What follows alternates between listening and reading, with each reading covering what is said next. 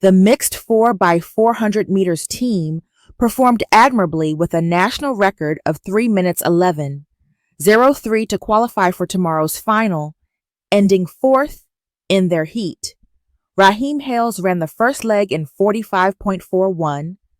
Junnelle Broomfield did the second in 51.04.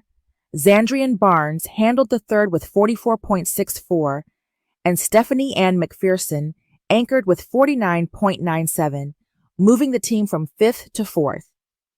Given that only one change is likely allowed between the heats and the final, my opinion is to replace Junnelle Broomfield with Nickisha Pryce could be a strategic move. Pryce's ability to run sub 50 could enhance the team's chances of reaching the podium. This strategic change would strengthen the middle of the race, providing a better position for Stephanie Ann McPherson to capitalize on her strong anchoring abilities. Given the team's current performance and this potential adjustment, their chances of reaching the podium would certainly improve.